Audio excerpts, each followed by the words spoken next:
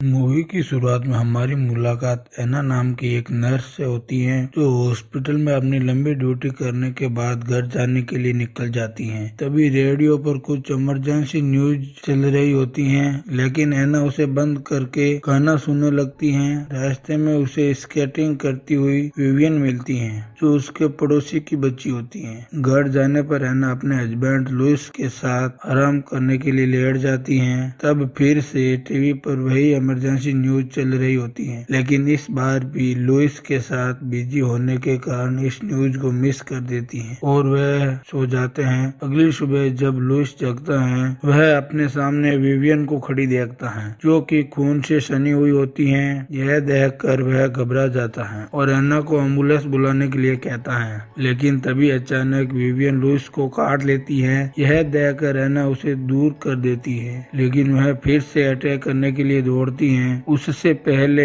एना दरवाजे को बंद कर लेती है। इधर विवियन के काटने की वजह से लुइस घायल हो जाता है। एना उसके ब्लड को रोकने की कोशिश करती है, लेकिन वह ऐसा नहीं कर पाने की वजह से एम्बुलेंस को कॉल करती है, मगर कोई भी उसका कॉल रिसीव नहीं करता है। तभी अचानक से लुइस खड़ा हो जाता है और वह एना पर अटैक कर देता है, मगर एना किसी तरह खुद को बचाकर वॉशरूम में जाकर दरवाजा बंद कर लेती है। लेकिन तभी अचानक से लुइस दरवाजे को तोड़कर अंदर आने लगता है, इसलिए एना वॉशरूम की विंडो से बाहर निकलकर भागती हुई अपनी गाड़ी में बैठ जाती है। लुइस उसकी गाड़ी पर बैठकर ग्लास को तोड़ने लगता है, लेकिन एना गाड़ी स्टार्ट करके वहां से निकल जाती है।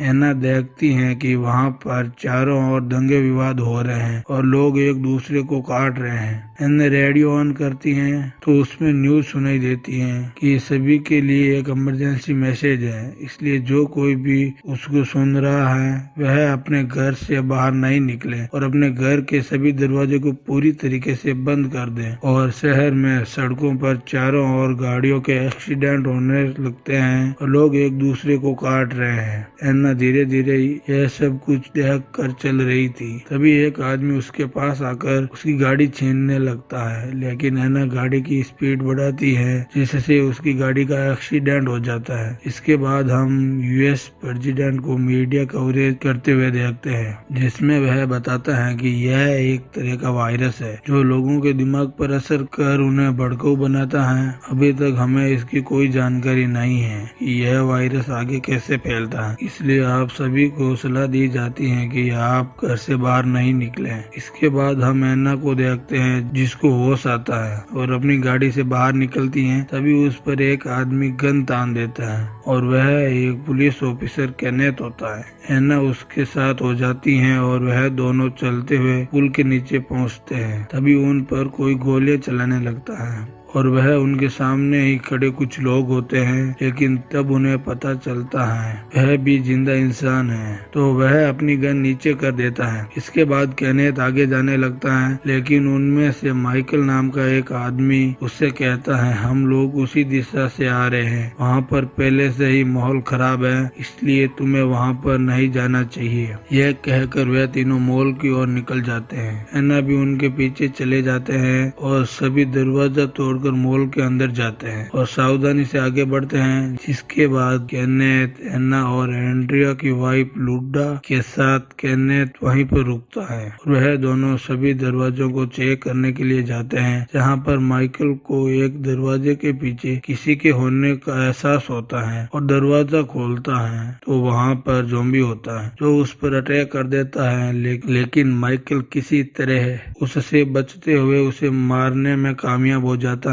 वहीं उसी वक्त पीछे लूडो पर भी एक ज़ॉम्बी अटैक कर देता है, लेकिन केनेथ उसे बचाता है, इसलिए वह ज़ॉम्बी उसे भी काटने लगता है। तभी एना केनेथ की गन से उसे घायल कर केनेथ को बचा लेती हैं। इसके बाद वह दोनों भी वहां पर आ जाते हैं और सभी वहां से आगे भागने लगते हैं और भागते हुए लिफ्ट में चले जाते हैं। लेकिन जैसे ही वह लोग ऊपर जाते हैं, तभी 3 सिक्योरिटी गार्ड उन पर गन तान देते हैं और वह वह उनसे वापस जाने के लिए कहते हैं, लेकिन एना उनसे कहती है कि हमारे साथ एक प्रेग्नेंट लेडी है, इसलिए प्लीज हमें थोड़ी देर के लिए रुकने दो और उसके बाद हम यहाँ से वापस चले जाएंगे। इसलिए वह तीनों मान जाते हैं और अंदर आने से पहले उनके सारे हथियार जमा कर लेते हैं। अंदर आने के बाद सभी लोग टीवी देखते हैं, इसमें बताया जाता है कि यह एक वायरस है जो पूरे अमेरिका में फैल चुका है। इनसे संक्रमित लोगों को ज़ॉम्बी कहा जाता है और इनको मारने के लिए इनके सर में गोली मारनी होती है। और वहीं एक आर्मी ऑफिसर बताता है, अगर कोई जिंदा इंसान इस लाइव टेलीकास्ट को सुन रहा है तो वह कोर्ट पास्टर की तरफ आ सकता है और वहाँ पर हमारी टीम लोगों को बचाने का काम कर रही है। इसके बाद वह सभी बिल्डिंग की छत पर जाते हैं और वहाँ पर हेल्प के लिए कुछ साइन बना देते हैं ताकि कोई उड़ता हुआ मिलिट्री का हेलीकॉप्टर उनकी सहायता कर सके। उसी वक्त नीचे कोई ज़ॉम्बियों की भीड़ पर गोलियां चलाने लगता है और जब वह बाइन कूलर की मदद से देखता है तो उनको सामने की गन शॉप पर एक आदमी खड़ा दिखाई देता है जो बताता है कि मैं यहाँ पर अकेला हूँ और मेरा नाम एंडी है। उसी वक्त वहाँ पर एक मिलिट्री हेलीकॉप्टर आता है और वह लोग उसे संकेत देने की काफी कोशिश करते हैं, लेकिन हेलीकॉप्टर बिना रुके ही वहाँ से आगे निकल जाता है। यह देखकर वह सभी काफी निराश होते हैं। रात को गार्ड सीजे उन सभी को एक अलग अपार्टमेंट में लॉक कर देता है ताकि वह कोई सामान चोरी नहीं कर पाए। अगली सुबह मॉल के पास एक ट्रक आता है और उसके पीछे बहुत सारे ज़ॉम्बी पड़े हुए थे। एना सीजे को इस ट्रक में सवार लोगों को मॉल में लाने के लिए कहती है, लेकिन सीजे ऐसा करने से मना कर देता है क्योंकि उसे डर है कि वह लोग इन्फेक्टेड हैं। दरअसल सीजे एक खड़ूस टाइप का आदमी होता है, इसलिए उन सब पर गन तान देता है, लेकिन तभी वह सब मिलकर सीजे को पकड़ लेते हैं और उस ट्रक में सवार सभी लोगों को बचाने के लिए माइकल और एंड्रिया बाहर जाते हैं और उन सभी को सुरक्षित अंदर ले आते हैं। और उस ट्रक में 8 लोग होते हैं जिनका नाम नॉर्मा, स्टीव, टक्कर, मोनिका, निक, फ्रैंक और उसकी बेटी निकोल होती है। उन लोगों में एक लेडी बुरी तरीके से घायल है और साथ ही उन ज़ॉम्बीज ने फ्रैंक को काटा है, इसलिए एन्ना उन दोनों का इलाज करने की कोशिश करती है, मगर अभी तक उन्हें इस बात का ध्यान नहीं होता है कि यह वायरस ज़ॉम्बीज के काटने से आगे फैलता है। और तभी वह घायल लेडी ज़ॉम्बी बनकर उन पर हमला कर देती है,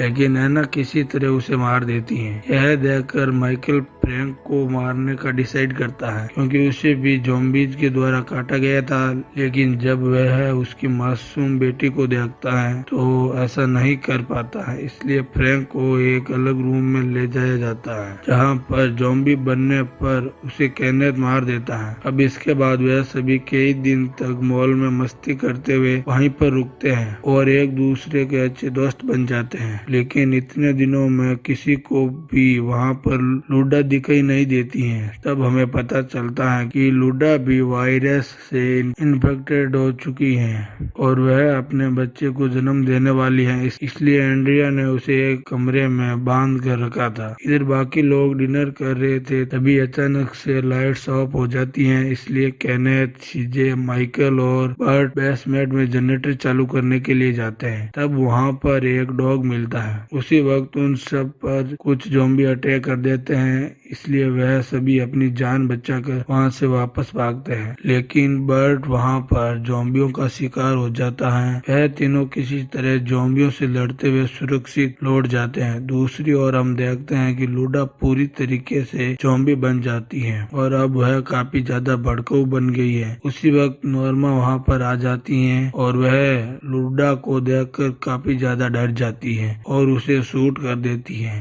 यह देखकर एंड्रे नॉर्मा को शूट कर देता है और इस तरह वह दोनों आपस में गोलियां चलाकर मर जाते हैं। फायरिंग की आवाज सुनकर बाकी सभी लोग वहाँ पर भागकर आते हैं। वह देखते हैं कि लूडा ने एक ज़ॉम्बी बच्चे को जन्म दिया है, इसलिए वह सभी तुरंत उसे मार देते हैं। इसके बाद वह सभी इस जगह को छोड़ने का निर्णय लेते हैं और सभी एक आइलैंड पर जाने का फैसला करते हैं और सबसे पहले उन्हें यहाँ से निकलना होगा। इसके लिए वह मॉल की बसों को मॉडिफाई करके तैयार करते हैं। लेकिन तभी उन्हें पता चलता है कि गन रिपेयर एंडी भूख के मारे तड़प रहा है। इसलिए वह सभी लोग अपने डॉगी की मदद से उसके लिए खाना भेजते हैं और डॉगी वहाँ पर आसानी से पहुँच जाता है। लेकिन जब एंडी उसे अंदर बुलाता है तो कुछ ज़ॉम्बी विंडो से अंदर घुस जाते हैं। तभी निकोल ट्रक लेकर अपने डॉगी को बचाने के लिए गन शॉप के पास चली जाती हैं और रेडियो से उन सभी को बताती हैं मैंने डॉगी को ढूंढ लिया है। लेकिन तभी केनेथ देखता है कि छत पर खड़ा एंडी ज़ॉम्बी बनने लगता है। इसलिए वह निकोल को जल्दी से बाहर निकलने के लिए कहता है, लेकिन वह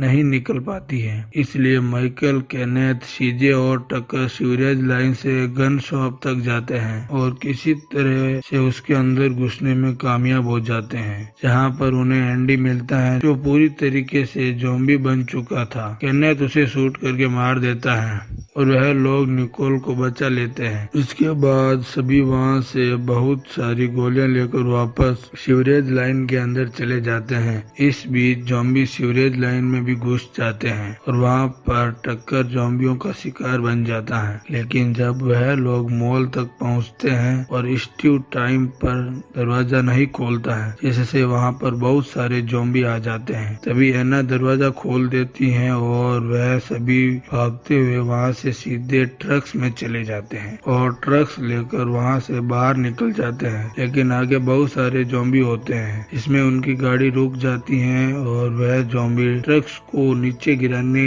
लगते हैं। इसलिए वह बम से ज़ॉम्बियों को खात्मा करके वहां से आगे निकल जाते हैं। लेकिन केनेथ के ट्रक की स्पीड ज्यादा होने के कारण वह क्रैश हो जाता है और इस हादसे में क्लेन और मोनिका मारे जाते हैं और साथ ही स्टीव भी इन्फेक्टेड होकर ज़ॉम्बी बन जाता है। इसलिए एना उसे मार देती है और बाकी जिंदा बचे लोग दूसरी गाड़ी में चले जाते हैं और वह सभी लोग गाड़ी लेकर झील के किनारे जाते हैं। सभी लोग एक एक करके नीचे उतर कर आगे चले जाते हैं, लेकिन सीजे उनको बचाने के लिए गाड़ी में ही फंस जाता है और एक बम विस्फोट में सारे ज़ॉम्बियों के साथ वह भी मारा जाता है। बाकी लोग बोट लेकर वहां से निकलने की तैयारी करते हैं, लेकिन माइकल सभी को बताता है कि मैं भी इन्फेक्टेड हो चुका हूँ, इसलिए मैं तुम्हारे साथ नहीं चल सकता। यह देखकर एना बहुत ज्यादा दुखी हो जाती है क्योंकि वह उसे प्यार करने लगी थी। बाकी जिंदा बचे लोग बोट लेकर आइलैंड की ओर निकल जाते हैं, जहाँ पर कुछ देर बाद उनकी बोट आर्मी को मिलती है और उनकी कैमरा रिकॉर्डिंग से पता चलता है कि वह लोग भी आइलैंड पर ज़ॉम्बियों का शिकार